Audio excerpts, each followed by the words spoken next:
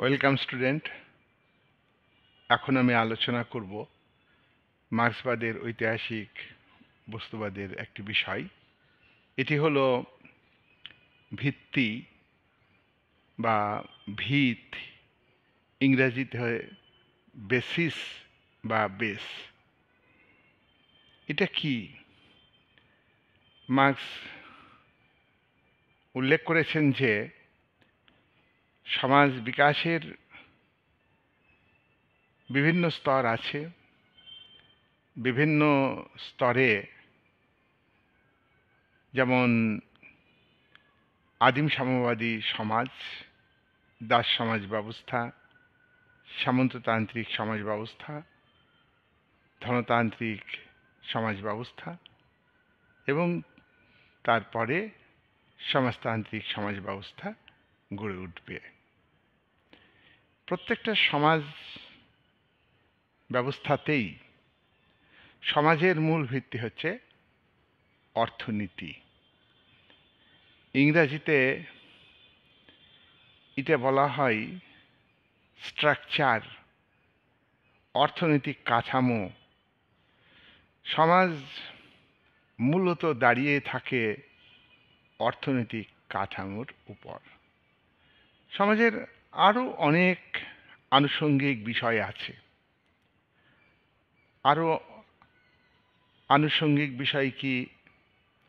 রাজনীতি, আইন ব্যবস্থা, ধর্ম, শিক্ষা, সংস্কৃতি, দর্শন, বিচার ব্যবস্থা, বিভিন্ন বিষয় আছে। এগুলি কিন্তু দাঁড়িয়ে আছে সমাজের মূল ভিত্তি অর্থনৈতিক কাঠামোর উপর।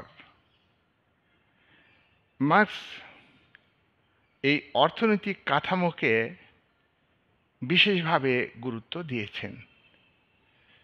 সমাজ বিকাশের ক্ষেত্রে অর্থনৈতিক কাঠামোর উন্নতিকে বিশেষভাবে তিনি গুরুত্ব দেন। আর অর্থনৈতিক কাঠামোর উপর আইন ব্যবস্থা, বিচার ব্যবস্থা, ধর্মীয় রীতিনীতি, প্রথা, সামাজিক বিষয়, শিক্ষার বিষয়, দার্শনিক বিষয় ইত্যাদি বিষয়গুলি, এই বিষয়গুলিকে বলা হয় উপরিতল। এই বিষয়গুলির সমষ্টি হলো ইমারত। এই বিষয়গুলি কিন্তু নির্ভর করে অর্থনৈতিক কাঠামোর উপর। অর্থনৈতিক কাঠামোটা কি? অর্থনৈতিক কাঠামো, অর্থ ব্যবস্থা, এটা কিন্তু মানুষের ইচ্ছার নিরপেক্ষ। মানুষ এই অর্থনৈতিক কাঠামোকে গড়ে তোলে, কিন্তু অর্থনৈতিক কাঠামো নির্ভর করে উৎপাদন ব্যবস্থার উপর, প্রোডাকশন সিস্টেমের উপর অর্থনৈতিক ব্যবস্থা নির্ভর করে। সমাজের মেইন ভিত্তি অর্থনীতি, অর্থনৈতিক কাঠামো, ইকোনমিক্যাল স্ট্রাকচার, একে বলা হয় স্ট্রাকচার। এটা নির্ভর করে প্রোডাকশন মেথডের উপর, অর্থাৎ উৎপাদন পদ্ধতির উপর। আর উৎপাদন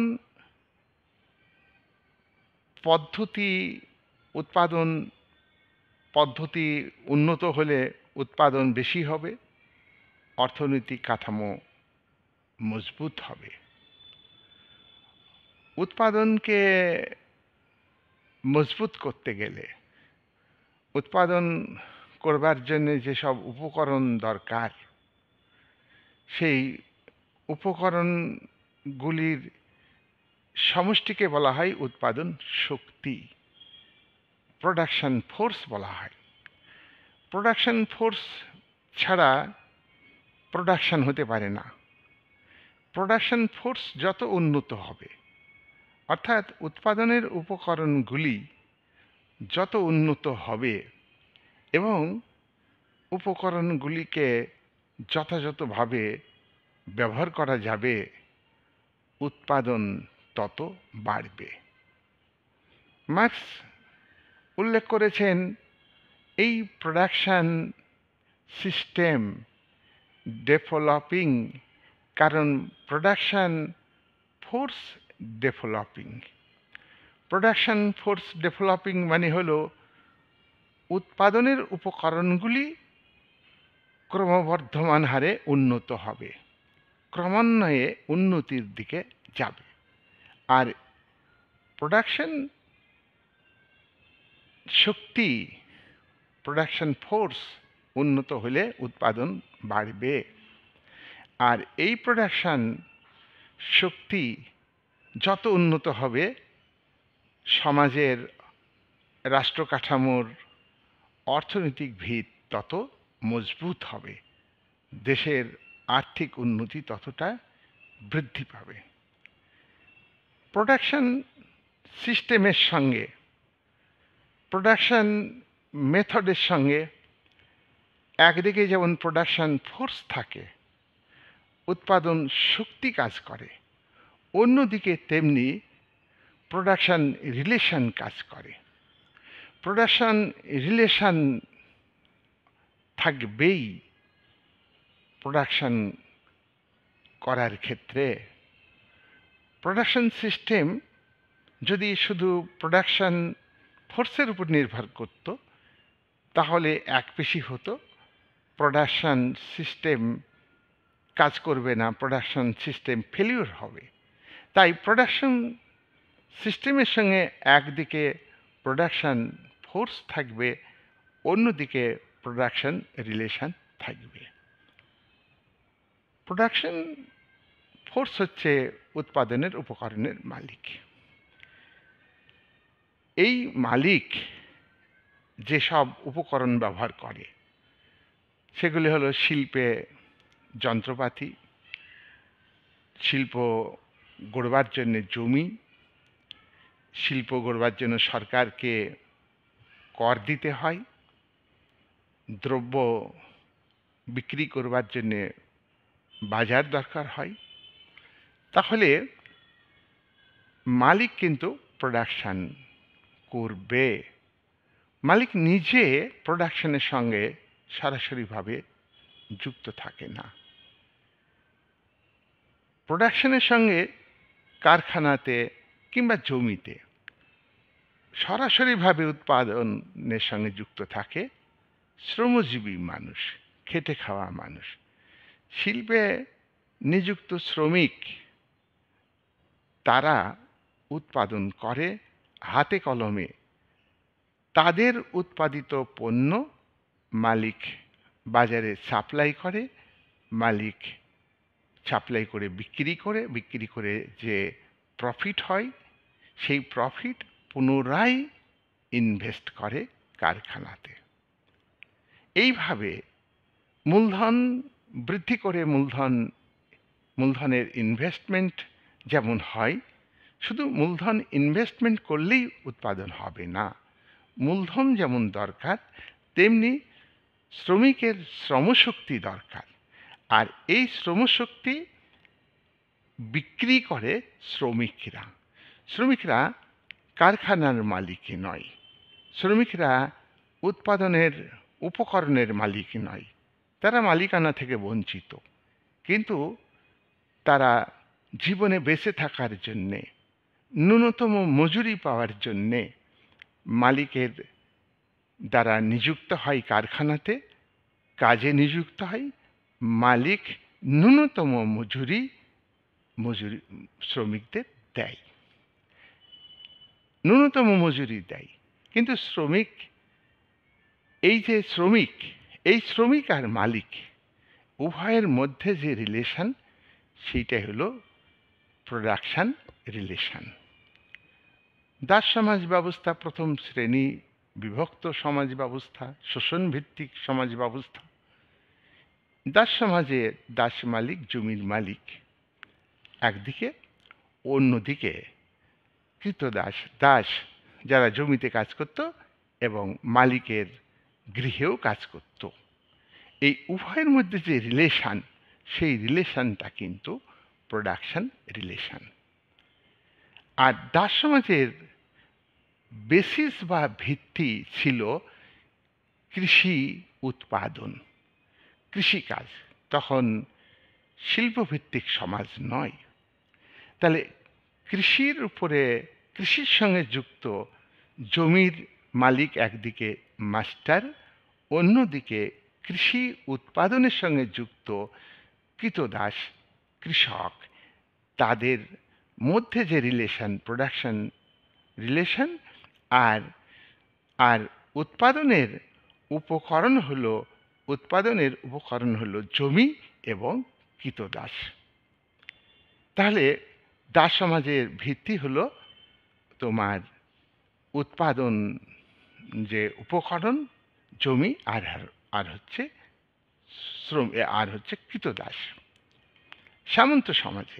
সামন্ত সমাজের অর্থনৈতিক ভিত্তি কি? সামন্ত প্রভু জমিদার, জমির মালিক, অন্যদিকে ভূমিদাস মালিকানা থেকে বঞ্চিত। উভয় যে শক্তি, এগুলি উভয়ই হচ্ছে উৎপাদনের উপকরণ। এখানে উৎপাদনের উপকরণগুলি দাস সমাজের তুলনায় একটু উন্নত। জমিতে বেশি ফসল হতো, ভূমিদাসরা জমিতেই কাজ করত, সামন্ত প্রভুদের বাড়িতে কাজ করতো না।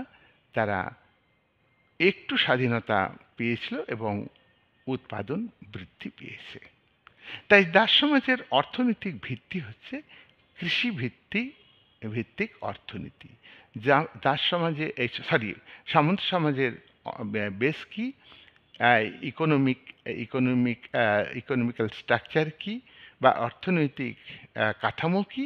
অর্থনৈতিক কাঠামো হচ্ছে কৃষি। আর এই কাঠামোর সঙ্গে যুক্ত একদিকে সামন্ত প্রভু, অন্যদিকে ভূমিদাস। এই সমাজও রূপান্তরিত হয়। পুঁজিবাদী সমাজ। পুঁজিবাদী সমাজের ভিত্তি কি?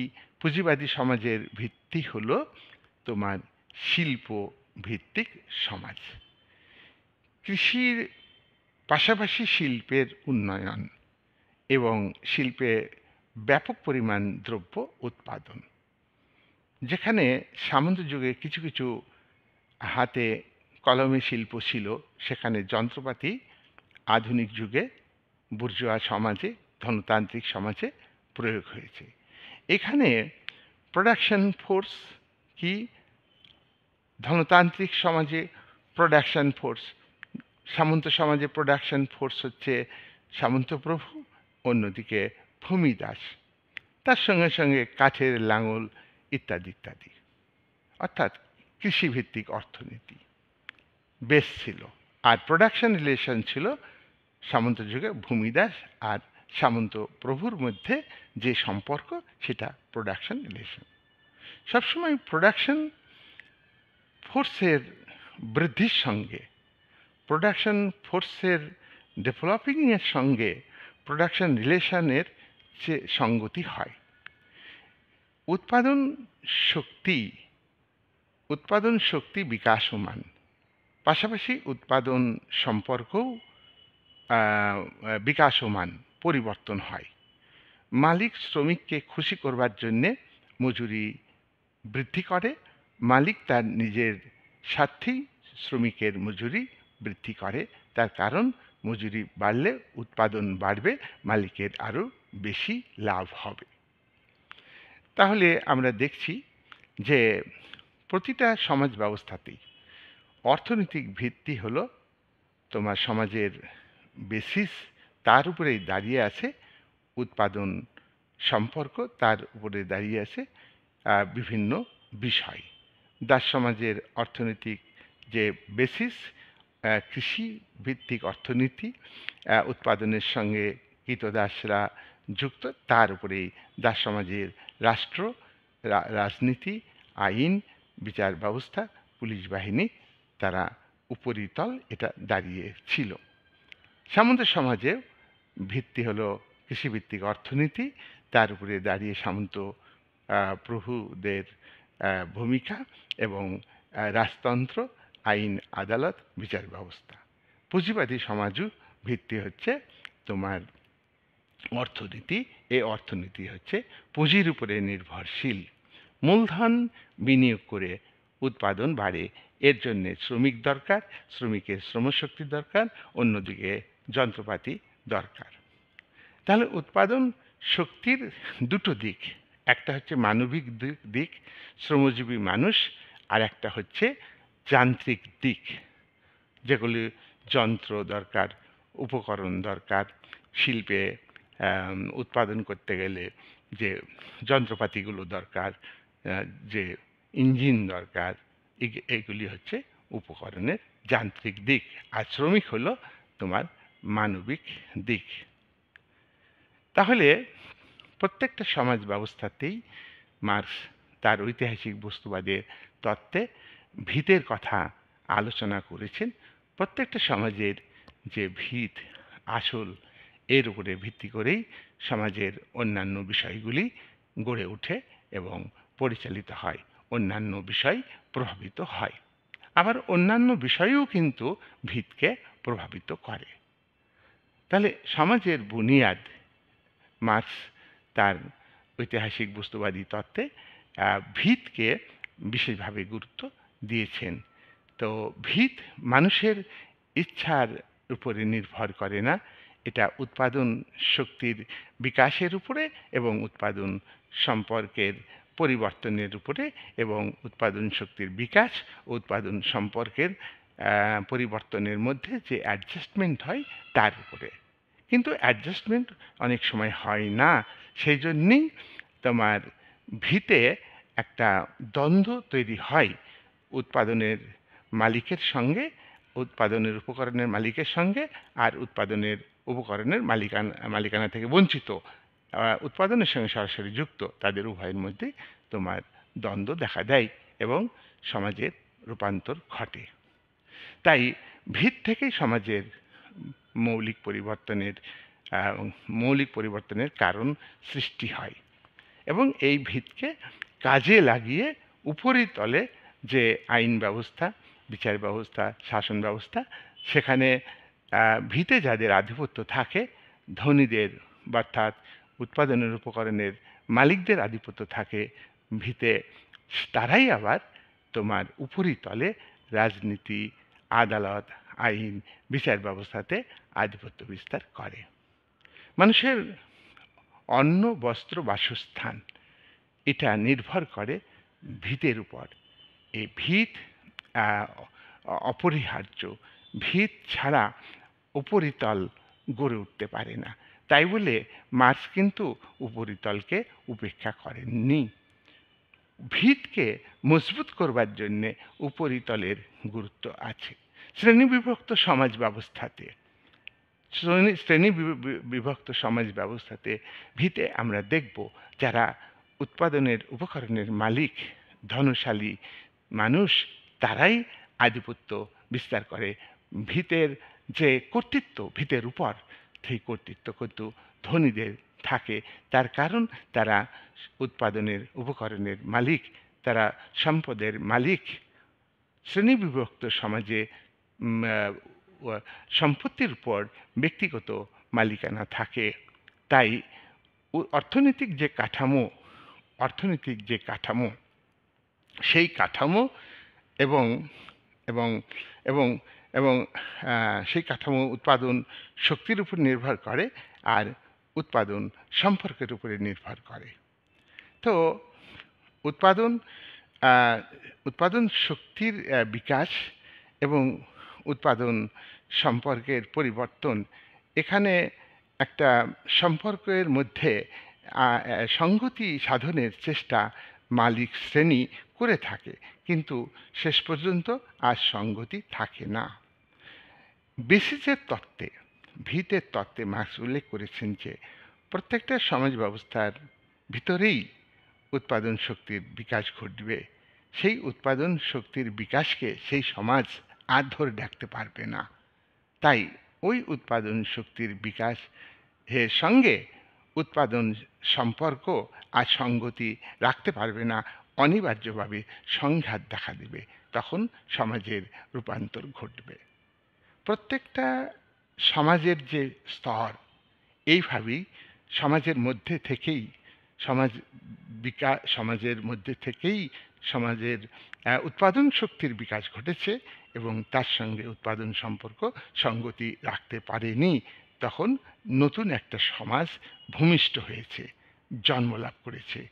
এইভাবে মার্কস তার অর্থনৈতিক বিষয়টাকে গুরুত্ব দিয়ে তার ভিতের তত্ত্ব, বুনিয়াদের তত্ত্ব আলোচনা করেছেন। এরপরে উপরিতল সম্পর্কে আমি অন্য আর একটি ভিডিওতে আলোচনা করব। আজকের ভিডিও ঐতিহাসিক বস্তুবাদের একটা বিষয়, যে বিষয়টা হলো বেসিস। ইংরেজিতে বেসু বলা হয়, আর আর বাংলা হলো বুনিয়াদ, ভিত, ভিত্তি। যাই বলবে তাই হবে। এই বলে আজকের এই আলোচনা শেষ করলাম।